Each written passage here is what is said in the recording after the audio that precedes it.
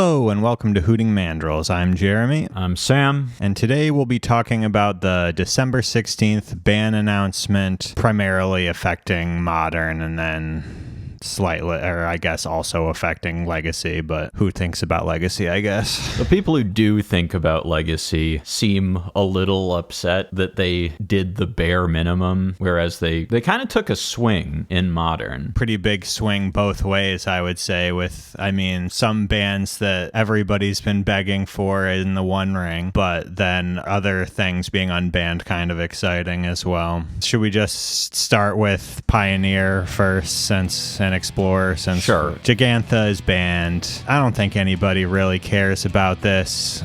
Their explanation was that it was kind of forcing decks to not play two of the same color pips if they could play Jegantha. It also had like 40% meta penetration, which is real. And, I can remember Explorer games pretty recently where I looked at a deck across the screen and was like, okay, they have Jegantha, they are doing this, so therefore they're not creativity and they're not transmogrifying for Valgavoth, therefore they're transmog for Atraxa. And I kind of like that, honestly. I am much more of a companion apologist than you'll usually get from people in the Magic content space. I am too used to Imagination, where a sort of companion-like mechanic in starting cards is baked into the game, where you play these cards that you might not in a vacuum, but they're free. So it's card advantage to put singleton copies in your deck, and it's sort of the same. It's sort of a similar thing. Jegantha is pretty free, and honestly, it would almost be better if it had no text on its companion restriction. I built decks in Historic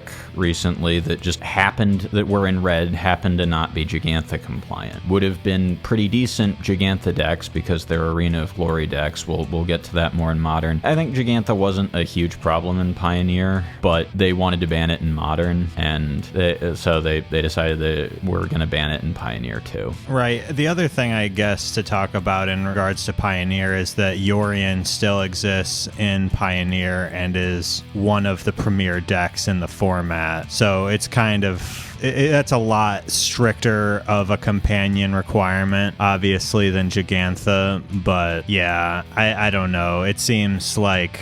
I don't really care if Yorion stays in the format. I think the deck is a little obnoxious, of course, but yeah, so the deck's, is what it is, but it seems a little weird to keep one and not the other. I understand that there are other companions that exist in Pioneer, but they aren't really played very much either. Sometimes you see the cat elemental one or whatever. Kahira. Yeah, it's a control deck playable, or if you build cats. Yeah, Jegantha is sort of just free, and yeah, that's what the difference is. Yeah, Yorion. Honestly, the companion restriction I think makes Niv to Light better because it plays all these silver bullet cards that you don't really want to draw. Like, you don't want to draw Valky, God of Lies. You want to bring to light and get Tybalt. Yeah, sure. No, I understand. There's a clear difference, and I think that Yorion is fine and healthy for Pioneer. Yeah, honestly, and this is another thing we might get to later. So, spoiler alert, there are no changes to Historic. Not only is Jegantha still there, being banned in Modern, Yorion still there. But the worst of them all. Lurrus of the Meme Den is still just hanging out in Historic. And I'll talk more about this later because I have a lot to say about it. But you sort of wonder, it might just be that they're not thinking about Historic and Timeless that much at all. That would not be shocking. But it might also be that either A, they think that Pioneer and Modern players are boomers who hate companions and are going to be louder and more vocal about it, and the Arena Zoomers will let it go, or they maybe think of it not really as a balance issue so much as like a tournament logistics issue in paper, because it's harder to deck check a companion requirement in paper than having the computer do it for you. I don't know. But, Jegantha banned, it is also an effect does things. If you're playing a deck with Jegantha in it, your win rate just went down probably a little less than 1% in Modern, probably a little less than 1% in Pioneer, probably a little less than 2 in Modern. Right, yeah. I do think that there being no changes as we see Lurrus continue to stay in Historic and Timeless, I mean, that just really, to me, more than anything, shows that they don't care about Historic or Timeless particularly at all. I do think that these cards are a problem, at least Lurrus. I think Jegantha can go either way. I think it was just like annoying that it was in every deck and it was limiting the way that people built decks to that's really the reason why Jegantha is banned, I guess. We'll talk more about Historic. I have stuff to say, but let's move on to Modern. So first off, like I said before, the One Ring is banned.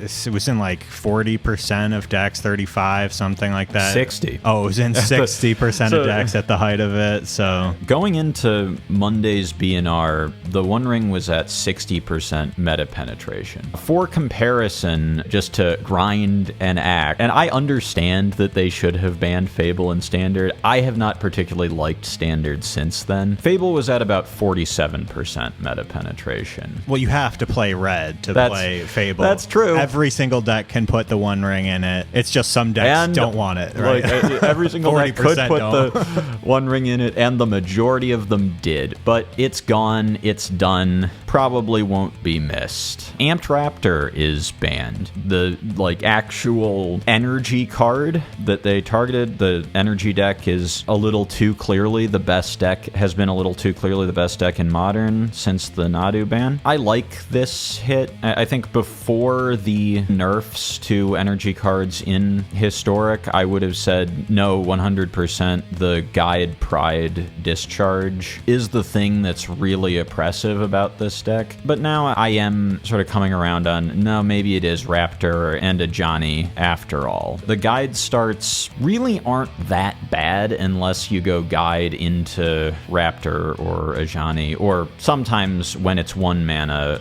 Pride. Right. So I guess the only thing I don't play Modern, neither do you particularly. I mean, sometimes we will, I don't know, it's been a while since we've played any formats other than the ones that we regularly talk about. But the reason they gave was that this piece was only in the energy deck. Yeah, that seems not correct. That's what I was thinking. I was like, Amped Raptor seems like the card that could be used in other decks, because you could, if everything costs 2, you can just play Amped Raptor as 2 for 1, right? That's kind of... Yeah.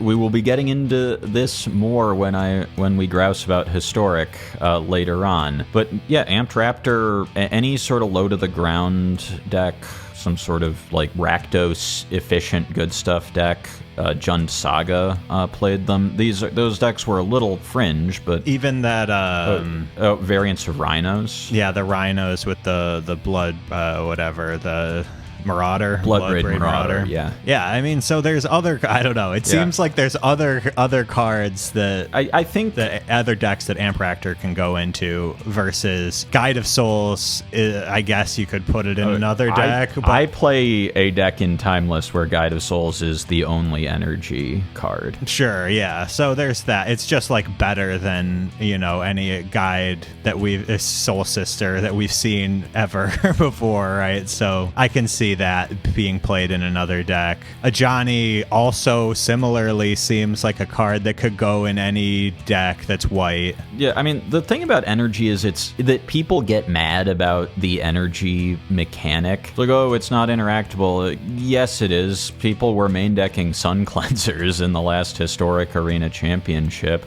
People in Modern decided that Sun Cleanser wasn't very good because Boros Energy is just a good stuff deck that happens to play some cards that use this mechanic. Yeah. You just pick 1 or 2 of them. I think Raptor is a good ban, not necessarily for the reason they I think that their reasoning is incorrect, but I'm fine with Amped Raptor. I don't care about Modern is the other thing. I don't care if you ban Amped Raptor out of Modern. It doesn't matter. I just think that we need to look closely at what Wizard says in these ban announcements, because they're often lying and they're often just unaware of anything about how this game actually goes. goes, in my opinion. Like, a lot of bans are like, after, like, the One Ring is like, people begged and begged and begged for months, but Wizards had another product with One Rings in it coming out, so they wanted you to buy it, right? I mean, obviously that's always going to be a factor with this. We live in capitalism. Like, this is about money. This game is about money for Hasbro and Wizards of the Coast. But, you know, like, when they just straight up are lying about, and we'll get more into the lies later, I guess, but well, I disagree with the reasoning why they chose They Hand for also After, sometimes have financial incentives for formats to be good. Yes, that too, obviously. And now the financial incentive for the format to be good has outweighed the incentive to sell packs that might have rings in them. So those are the bans. The unbans are pretty surprising, honestly. There are definitely cards on the modern ban list that could be unbanned, but I'm not sure I would have expected this for, other than Twin. Twin is just a not very good card. It wasn't that good when it was banned. No, it does the thing. Twin is free. This is when I'm going to read the final statement in the Modern ban announcement. Each card was justifiably removed from Modern in the past, but times change and we've realized that Modern isn't what it used to be. Splinter Twin is symbolic of an era of Modern that people look back on fondly and now is free. Enjoy the memes. Okay, sure. Splinter Twin was printed in Modern Masters 2015 and then pretty quickly after banned. So it was reprinted in because Masters sets were reprint sets. Yeah, reprint sets to try and make Modern available to dissuade the comments of people saying that Modern is inaccessible because of price, which they did nothing to do. The Tarmogoyf still costs $200 out of the Modern Masters. But whatever. And now those cards are worthless. But anyway, yeah, so they had just printed it in a reprint set and then banned it. I don't really, like, it won a few tournaments, but I don't by any means think it was completely dominating the format. I thought it was a stupid ban at the time. I still do. I mean, unbanning it is whatever, too. It doesn't really affect Modern, I don't think. It was good enough to be playable when it was banned. It is probably not good enough to be playable now. It's fun, and that's nice for people who play Modern. They might have a little bit of fun and nostalgia with it, but Twin's going to be pretty bad. The other three cards that they unbanned are, I think, going to be pretty good. Faithless Looting, unbanned. That's a real card. Modern has Hollow Index that are pretty good, has dredge cards that aren't available in the arena formats where looting has been legal, has more tools for some of these other decks too, has Goryo's Vengeance. Swing that deck back into Mardu. Has Persist, though looting Persist is not a huge factor in Historic. Honestly, looting Reanimate, not that huge a factor in Timeless, but there are a lot of... the Phoenix decks in Modern are significantly better than some of their... actually, is that... Manamorphose is a real card. Phoenix is weird, and I'm gonna deviate onto a little anecdote. This is when... Orcish Bowmasters was pre-nerf in Historic, and someone queued into my Dimir Flash mid-range deck with Phoenix, and they just cast a Faithless Looting, and I just laughed. That's what I was thinking, right? It's so just there may be things that check this card in with really meaningful ways. With Orcish Bowmasters in the format, I think that Faithless Looting does have a serious concern. Not so much for Dredge, I guess. You can... If you can play it on turn one, there's no way to cheat Bowmasters on one that I can think of in Modern. So maybe you can come up with something now that Mox Opal's unbanned, but maybe not. I don't think that Bowmasters is really what you're trying to do with your Mox Opal strategies. But yeah, I think that Faithless Looting is fine. I think it was banned in the first place because of Hogak and stuff. So it was kind of just like the casualty. People have differing opinions on whether looting died for Hogak's sins or not. It's a fun card though. I like Faithless Looting a lot. We play Pauper. Faithless Looting is great in Pauper, great in the Madness deck. Yeah, fun card. Great in dredge too. Fun in card Pauper. will be a cool card to have around, at least in the immediate term. It's a shot in the arm to a format that was struggling. Green Sun Zenith. We were sort of going at these in reverse order because we started with Twin, but Green Sun Zenith is unbanned. So this is another one where Wizards comments are a little weird, if we can go to those.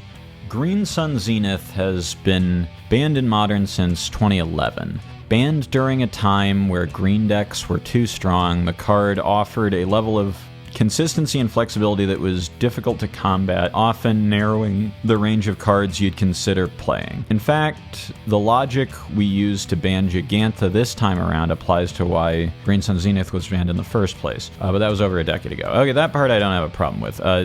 This part, today's green creature-based decks are few and far between. Even asking Broodscale combo decks can't use Green Suns to find its namesake, has Devoid. It's always hilarious when Devoid is relevant. It's such a silly mechanic. Yawgmoth combo has basically fallen off the map, while finding Grist the Hunger Tide is nifty. Key cards like Orcish Bowmasters, Yawg itself, and Zulaport Cutthroat. I assume that anyone trying to play Yawg would play Blood Artist now. Zulaport Cutthroat is tech against the ring, just as an aside. Can Elves make a resurgence? Blah, blah, blah. Sylvan Safekeeper. Maybe old favorites like Dryad Arbor and Primeval Titan will be entering more often. So Primeval Titan is the thing that gives me pause. Amulet Titan is a real deck in Modern. It's not that played mostly because it's hard. It's not because it's hard and not because it's not good. Green Sun Zenith is a really big deal for Titan, and probably not that great anywhere else is the concern that I would have with this unban. Right. Is the One Ring, though, one of the things that was making Titan so playable? I mean, maybe, but it definitely was a ring deck, but no, it still does a lot of powerful things, and maybe Green Sun Zenith will be a worse replacement than the ring, but I think they will be pretty happy to have Green Sun Zenith. I can only imagine that seems to be the only deck. I mean, green is still in all formats the weakest color, I would say. I mean, I don't know about all formats. I don't know about alchemy or whatever. I would imagine alchemy as well, but yeah, I don't know. Green's pretty weak in pretty much everything, but yeah, Titan is really the only concern I would really have about this card. Obviously, always being able to find a Dryad Arbor is cool and stuff, but like in Bowmaster's world, like, does it matter? It's not like you have to use a lightning bolt or, I mean, Fatal Push didn't really exist when they banned this card, obviously, but, you know, like your cheap removal doesn't even matter to, you know, kill this. You have Bowmat, you have options. So I don't know that at the bottom end of it, it's as powerful as it once was, but at the top end, yeah, I don't know, probably pretty powerful to grab a prime time with your Green Sun Zenith. Or, you know, any of their... It's probably a way for Amulet Titan to... I don't know what exactly Amulet Titan plays in Modern, but they can probably grab something to answer a Blood Moon and turn their deck back on. Actually, because of the timestamp thing, I think they can probably just grab Dryad of the Elysian Grove, and that will... And if that comes into play after the Blood Moon, then your deck is back on. Yeah. Yeah. Right. So that's cool. That's, yeah. I mean, it's... I don't know that... So I don't know that this is a bad unban. It is a bad unban if Titan becomes dominant, because the deck is kind of obnoxious, but if the deck is about where it has been, sure. But it's just weird stuff for them to say that indicates that they have less understanding of Modern than I did when I read this announcement, and I don't play Modern. I watch some of it. Yeah. So if I'm trying to get ideas for Historic Timeless, that's what I watch Modern, is what I'm trying to see, Bruce. But yeah, I don't know. I can't possibly guess at how this will affect Modern. I do not believe that Elves will shoot up to tier 3 even. I mean, it's like, that's a joke, right? Like, Elves is not going to be playable in Modern, I don't think. And so that brings us to Mox Opal. So Mox Opal is an affinity card traditionally, but also a fast mana card if you're artifacty enough. As they mention in the BNR, it sure does die to Wrath of the Skies and Meltdown really easily. Maybe that's fine. Right, but it wasn't banned because Affinity was too good. It was banned because of right, some it was banned combo. because it was a fast mana card for other decks that could turn it on. Yeah. And that's why it's surprising that it was unbanned, because Simian Spirit Guide is never coming off the ban list, nor should it, probably. Yeah, I don't have any idea about... Mox Opal may pop back up on the ban list. This card is pretty busto, but yeah, I don't know. I guess it's worth trying. I mean, I think that maybe this makes Solemn Simulac... What is that? No, it's Synthesizer, whatever that big score card or whatever that makes artifacts. Oh, Simulacrum Synthesizer. Simulacrum Synthesizer. That's it. Yeah, maybe that card can make a resurgence in Modern. I don't know. We're not the people to talk about for Modern stuff, but especially not when it comes to like artifact decks, which rely on ancient really cards. deep knowledge of really old cards. But we do know that Mox Opal is pretty good. It'll probably be fun. And I think that people who do play Modern are really happy to see them take this big swing. Basically, the Legacy people think that their bans are adequate, but wish they'd taken the same sort of big swing. Because basically everyone that plays those formats has been really chafing under the scheduled BNRs. They've felt for 6 months, basically, since MH3 came out, that they were at least a full ban cycle behind, that the format was a little too solved at basically every point, going back at least to Pro Tour Nadu. Yeah, I mean, that seems right to me. Legacy, they ban Grief, say, oh, we're keeping an eye on Frog, and then, of course, Frog's too good, and it turns out Vexing Bauble also too good, and now they have to ban those, and they were sort of doing the same catch-up in Modern, but in Modern they're now taking a swing with some of the old iconic banned cards, and that's at least exciting. People have been asking them to do this, and like, apart from Mox Opal and maybe Green Sun Zenith, I mean, I think Green Sun Zenith has a way less opportunity to be broken than Mox Opal, but yeah, we'll see. I mean, Modern players are some of the loudest on the internet, so I'm sure we'll find out about how these bans affect their format soon enough. Although there isn't a ton of Modern play, right? Or I think it's the RCQ season is Modern. Okay. Okay. So maybe we'll find out soon enough. I think that, yeah, as far as Pioneer goes, whatever. Jegantha's gone. Decks change very slightly, I think. Maybe people will play Shieldred again. But should we dive into historic? Should we start our nonsense? Let's scroll down. Let's talk Timeless first, because there's almost nothing to say here. No changes. Like historic, adding so many new cards in Magic Foundations and Foundations Jumpstart has creative Timeless players finding new ways to break things. A good example of this is Phantasmal Shieldback. I just want to mention because it was a card that we missed, not in that I saw it and didn't think it was going to be good, but that I literally did not see the Illusions pack, and it had a few interesting cards in it. But yeah, it's a 1/3, when it dies, draws a card. So it blocks Ragavan and Ocelot Pride cleanly, and it sacks profitably to Flare of Denial. This is, obviously a good card for Timeless. In control-oriented decks, generate additional card advantage. Artifact decks are seeing more play as they try to find their place in the metagame. I am not sure what the draw to playing artifact decks in Timeless over historic would be. That doesn't make a huge amount of sense to me, but sure. The top Timeless decks continue to keep each other in check, as format is good at balance of tempo, aggro, combo strategies, most powerful games. I basically agree with this. Timeless is what it's supposed to be. Yeah, I'm not playing a ton of Timeless at the moment, but I think that there's multiple decks that you can play in Timeless, and they're all broken in their own sort of way.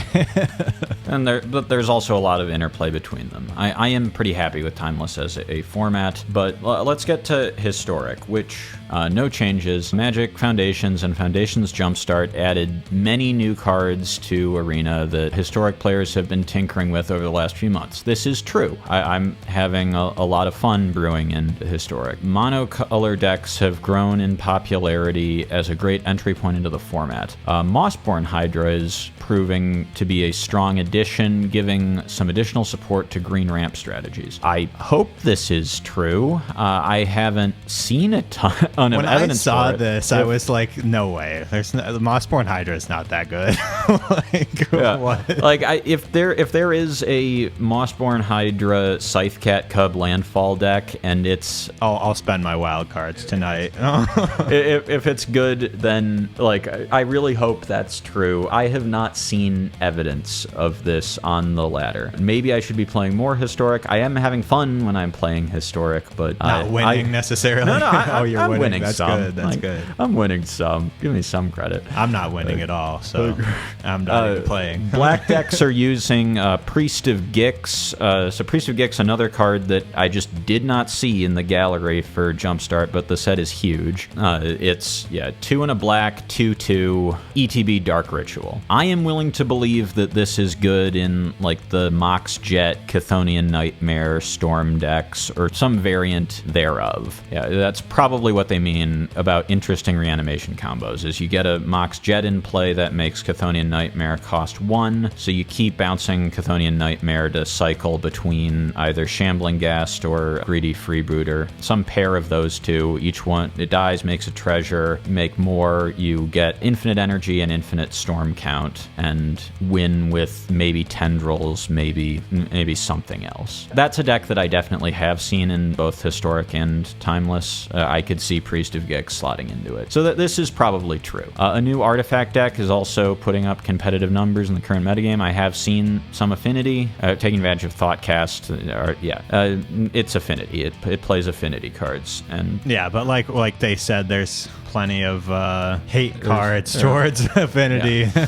But I'm willing to believe that people are playing Affinity. These new additions are exactly what we want to see from Historic. And now here's the part where I'm pressing X to doubt. No deck exceeds 5% of the metagame, and win rates remain within our expectations. So there's lies, damn lies, and statistics, and this seems like the second one to me. It's possible that it is technically true, but they are cooking their books. So for those who don't play a ton of Historic has a very clear best deck in the Jeskai Stifle control deck. If you're playing best of 3 Historic and you queue into someone in the high mythic numbers, which you will because the population of those queues is somewhat depleted, so you will queue into them from time to time, they are almost certainly playing that deck. I could buy that deck's overall win rate is not that high because the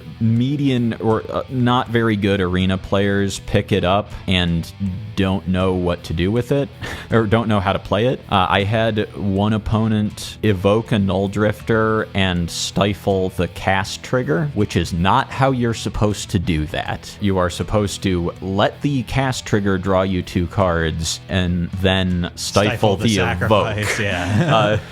That is then plus 2 cards, or I guess replacing itself and a 4-mana 4/4 Flying Annihilator 1 instead of spend 4 mana and 2 cards and do nothing. So if you factor in just egregious pilot error, it's possible that deck's win rate is within expectations. You're going to have people who can use this deck. They're probably winning a lot more. You're going to have to recalibrate those expectations either sooner rather than later, because the last Historic Arena Championship metagame was really embarrassing, and the next one will be too if you don't do something about it. And then no deck exceeding 5% of the metagame is also pretty...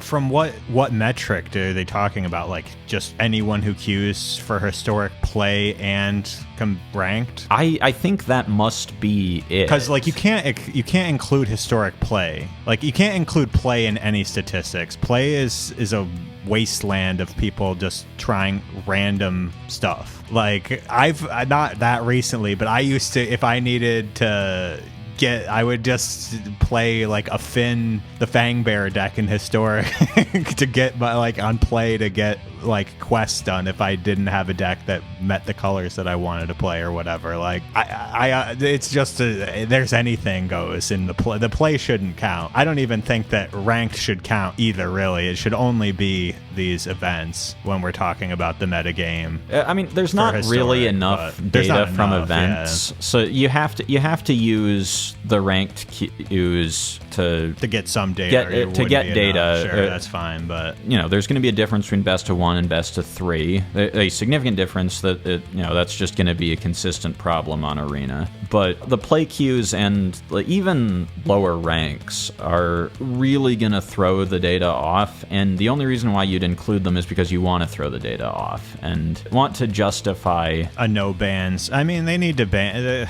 They need to do so much to make Historic an interesting format. I mean, like, the concept of it is interesting, but it's just being ruined by MH3. And I've been thinking a fair bit about what I would ban as a starting place to figure out what you needed to fix Historic, and I think only about half of my ban list is actually MH3, or my proposed new bans would actually be MH3. In fact, some of them are... Let's just go over it. What is it, Sam? What is your list? So let's start with the MH3 cards that I think should go. Those are Flage, Ajani, Amped Raptor.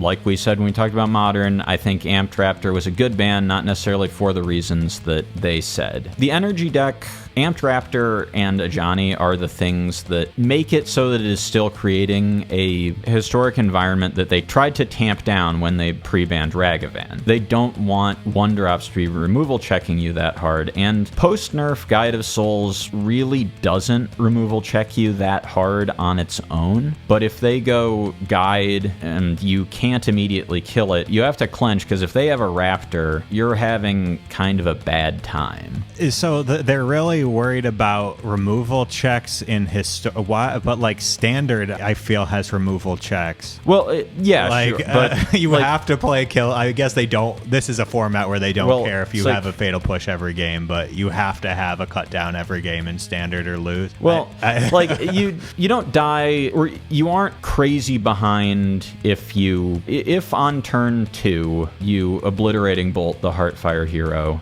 Say, not that that's necessarily what you would be doing, but it is a removal spell that exiles, and it's not the same as if you get hit by Ragavan, and it's not the same. Now you're start. You're just behind in a way that's really hard to come back from. You're behind a card, you're behind a mana, or you're sometimes behind both a card and a mana from getting hit by Ragavan, from just not having play on turn 1. That is my perception of why Ragavan would be banned in Historic, the sort of play pattern that you would be trying to keep out of the format. And I think Guide is not that sort of removal check on its own, like Ragavan is, but Raptor and Ajani make it into one. Sure. And they're also both just sort of generically too good. Flage is just Uro. Flage shouldn't really be in any format where Uro is banned.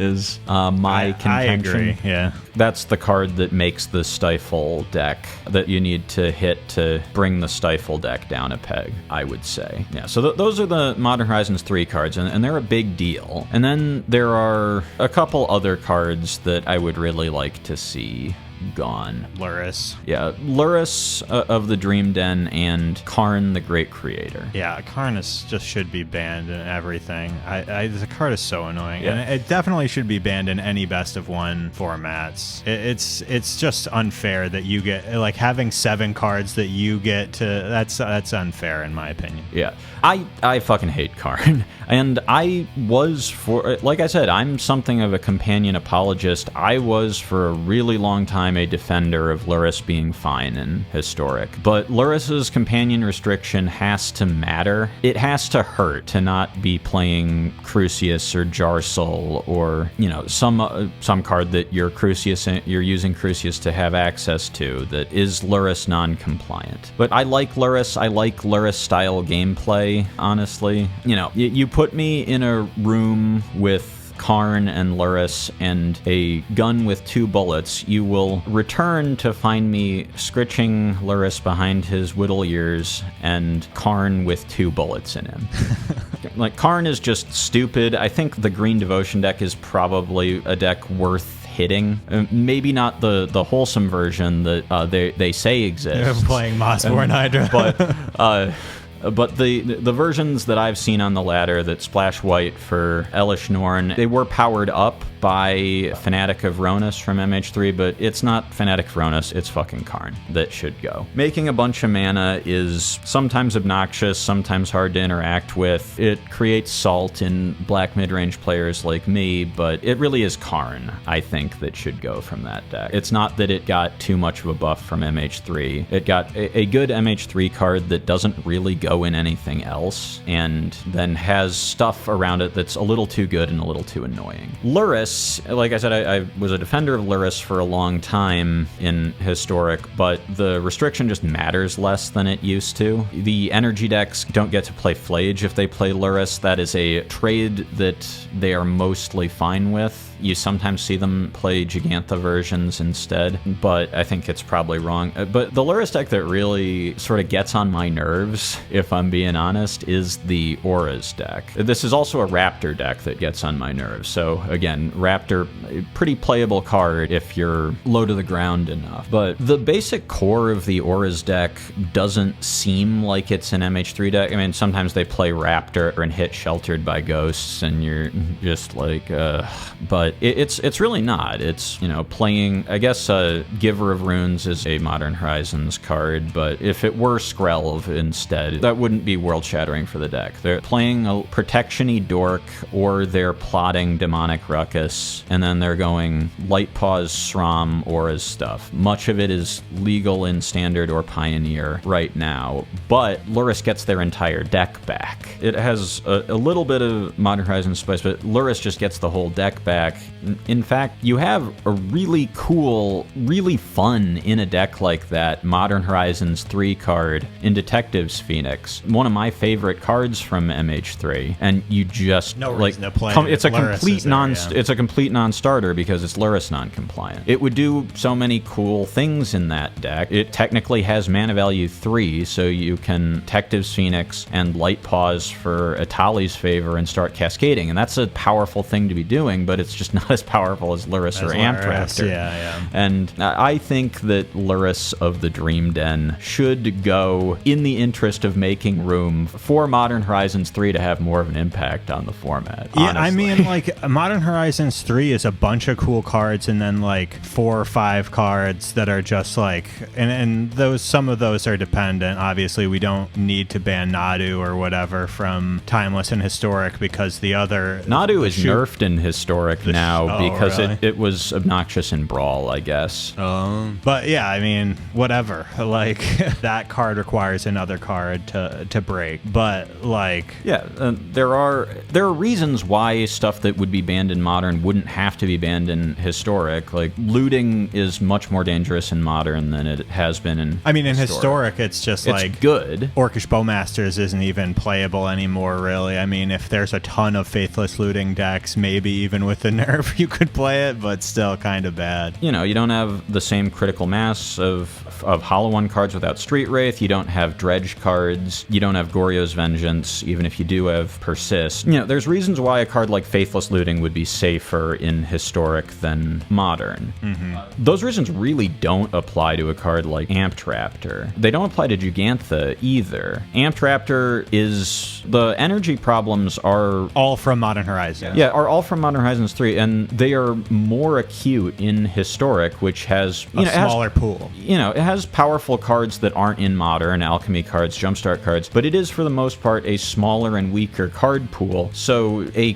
critical mass of cards that all go well together and create a deck in and of themselves is at least as much of a problem in Historic as it is in Modern. Yeah, I definitely think that if those cards have no place in Modern, they have no place in Historic as well. A good example of a card that would reasonably be banned in Modern but fine in Historic is Deathrite Shaman, because you don't have the fetch lands, Vista as a fetch land. It is not all always a mana dork in Historic unless your deck is self-mills pretty well, and even then you're not just playing it on 1 and having it be a dork on 2. Be a dork on 2 for a 3-drop. It is worse at being a dork in a real way compared to Llanowar Elves or whatever. Delighted Halfling, I guess, is the real one that it is worse at being a mana dork than. Jegantha's kind of whatever. It's silly to even talk about in a format where Lurrus is still legal. But one of the things that pushed Jegantha over the edge in Modern is Arena of Glory. Arena of Glory is not substantially worse in Historic than it is in Modern. It's a little worse because you can't fetch, but a lot of decks can play Arena of Glory without too much trouble. I mean, I imagine you're probably still playing for,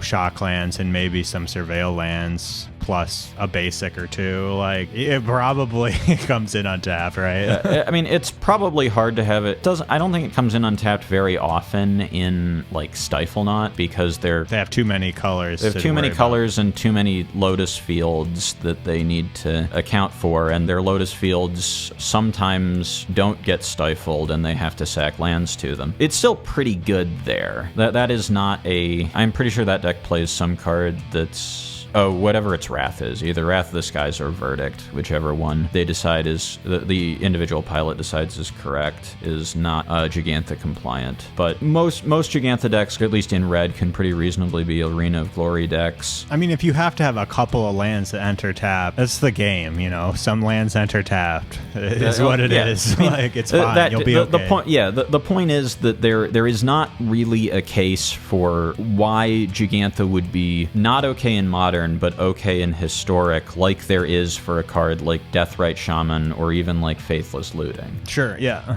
I am too soft on companions, you might say. Sound off in the comments. Jegantha would be a card that I would want looked at after they did the basic format hygiene of those 5 cards, including Lurrus. Yeah, I mean, then the format just kind of reverts, right, to being Yawgmoth and Wizards. I mean, Wizards is probably pretty good right now, though they randomly just cut the price in half on those Alchemy Chorus cards, or the red and the blue ones. Mm-hmm. So either traditional, like, Burn Wizards or a more controlling Snap Flame Wizards are probably pretty good in Historic right now. And, there are definitely things like the buff to Symmetry Sage or Flame of Anor that would be on my radar after. I would also ban Yawgmoth. I just think that it's unfun, but maybe it's fine for the format. I think that I mean, who cares about best of one? But if we were going to, they should also ban that vintage card, the guy who comes back,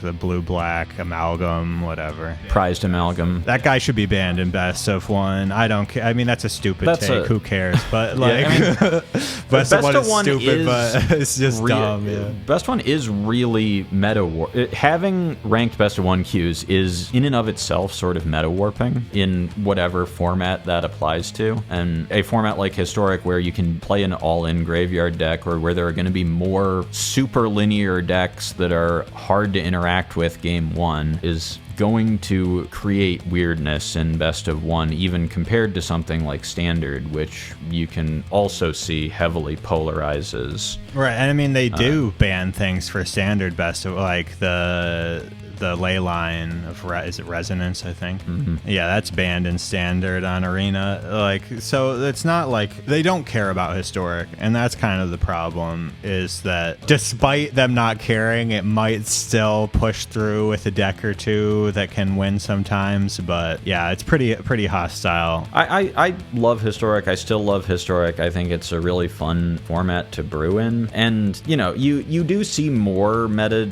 diversity when a lot of the time, because most people aren't like being as sweaty about it. But there's going to be another Arena Championship in Historic probably this year. They have like 2 or 3 a year, and they're on Arena, so they're often Historic. And the next one is going to be as much of a black eye as the last one. The last Arena Championship, there was one weird person who registered 60 basic lands as a silly form of protest protest because they wanted there to be arena championships in limited, and that was what they qualified in. There were 2 brave souls who played Yawgmoth thinking that it would be good at picking apart the small creature decks. They both ate shit. And then there were the energy decks, which ended up being nerfed, and the Stifle Knot decks, which were trying to beat the energy decks, and which basically have been left alone. And they're going to be the same, yeah. Like, people pay some amount of attention to that, and it's going to happen again if the format isn't managed. Yeah, they need to do something, and whatever they do won't be enough. I mean, like, if anything, we'll just go back to Yogg Wizards being the only 2 decks that are playable. They need to do a lot. There's a better format than what we have. I think that I would be surprised if it just went back to that. I think that Mono Green Devotion is good without Karn. Devotion could be fine was good in the Wizards Yogg meta also. I think an Auras deck that had to give up on Lurrus and would be substantially worse, but would be quite powerful still. I think that the Frog decks are pretty good. Psychic Frog, also a card that you have 2 really good big vampires to Sorin in. You can do the Sorin Bane Ripper and then also Alchemy Elenda. There are a lot of... There would still be decks. So like Hollow One, Hollow One, like the decks that are enabled by Detectives Phoenix. I've been having a lot of fun with Madness Hollow One. Various takes on Rakdos, I think, could be good. I think that my Walls deck hasn't been that bad, and it's very bad against the Stifle deck because Strict Proctor just causes it not to function, but it's pretty good against energy. It's not very good against Auras, But would Auras be good enough without Lurrus? Auras would be worse, but I think it would still be good. Lurrus is probably still good against Lurrus your is just wall an stack, ups. but... Lurrus, when he gets back every spell and not just your creatures, is just too absurd. There's not enough of a restriction on him anymore. But I think that we'd be starting to get somewhere with the 5 bans that I outlined in Historic. We would be like they talk about in the getting back to the time in Historic that I am now nostalgic for. If they would just do a little bit of housekeeping, even if there are some unpleasant decks to play against, that's Magic. There's unpleasant decks in all formats to play against. That's fine. Finding decks unpleasant and hating them is part of the fun. That's part of the fun, yeah. Playing those unfun decks to others is part of the fun. Being the bully is fun, yeah. But it's in a bad place, in my opinion, and the no changes, it just like truly shows that they don't care. And like saying Mossborn Hydra, that's ridiculous. Nobody's playing Mossborn Hydra, right? Like, I mean, it's possible if I queue into Historic and a 32-32 Mossborn Hydra tramples over to kill me, I will send you a screenshot, I promise. All right, I'm waiting. I will send you a text that it is happening, but I will believe it when I see it, and I have not seen it yet. But what are you gonna do? They've shown disregard for the arena formats, which is a little disappointing because Historic used to be such a great place and now is not so. And it hasn't been for a little bit. I mean, probably since Lord of the Rings, Historic has been pretty bad. I was having a lot of fun playing Historic in... Oh, I was having fun playing it too, but... Pre-nerfs to... Ring and Bowmasters. Because I was playing Ring and Bowmasters, and again, I should not be the messenger for a Lurrus ban because I really like Lurrus style gameplay. I really like Bowmaster fights. I am not the gamer that should be telling you this. It should be clear that Lurrus shouldn't be in Historic, right? That's just like a no-brainer. It may have been fine for a while, but then MH3 came in. Like, I mean, maybe if you banned out a lot of the cards from MH3, Lurrus could stay, but still. When Crucius and Jarsel are the best cards in the format again, then we can talk about... That's never going to happen again. They'd have to ban so many cards at this point after the nerf, Crucius is just like unplayable too. So yeah, I mean, Crucius is not as bad as he was being killed by Bowmasters. I had a real blast from the past match of Historic last night. I was playing Madness Hollow One against the Jund Slimefoot and Squee Reanimator. If anyone remembers that deck from a millennium ago. I sure did bank Molten Impact damage against Crucius and have it be relevant. Both games 2 and 3, I Molten Impacted their Crucius and then got an important card with Surgical Extraction and killed a thing with the banked damage. So Crucius's toughness matters even post Time of the Orc, but it is a playable. I love Molten Impact. Molten Impact is a great card in Historic and Timeless. Yeah, it's fun. See, we're talking about Historic and we're having fun. we love this format. We'd just like to see it be better or be what it could be if someone were watching the store. Yeah, that's how I feel too. Also, they need to print some cards as well, like finish the artifact lands, do some things like that. I don't know. There's other stuff they should probably print. I'm just blanking at the moment, but Jeremy wants you to print Crystalline Sliver. He just doesn't want to admit it. I mean, I print every sliver into the format. I'll play slivers again. I don't care if... I get it. There's probably, 20 more slivers that exist out there that aren't on this. Yeah, print Gale Rider Sliver, print Vahorant Sliver, print Gemhide Sliver. Okay, print some slivers and I'll play that again. Crystalline Sliver is the one that gives all slivers Shroud. Yeah, that would be fun too. That was the one that would be kind of silly to print into anywhere. It's not particularly good in Legacy. I don't think that even if you put it in, you probably still couldn't play Historic Slivers. But yeah, there are cards that we would like to see, but in general, Historic is a really interesting card pool. It gets new interesting cards a lot. Yeah, it's the format where the most cool stuff comes to, but it's just kept out of being playable. I mean, you can still play it, you just lose a lot, but it would be nice to not lose all the time trying out funny, silly things in Historic. Bruiser 2 Police, there are a few things that are a little too good for what the format is supposed to be, and I think it would be fixable if they cared to try. They don't seem to. They don't, yeah. So back to us continuing to complain about the state of Historic, but that's okay. You can always queue up your Mossborn Hydra and have a lot of fun losing. All right, do we have anything else to discuss? I think we went longer than we planned to already on this, but I feel better. Like the modern players who got the big swing they wanted, I feel better. Thank you, sweet viewer, for being our therapist. Ask me how that makes me feel in the comments, even though I just spent an hour telling you. Like, subscribe, etc., and so forth.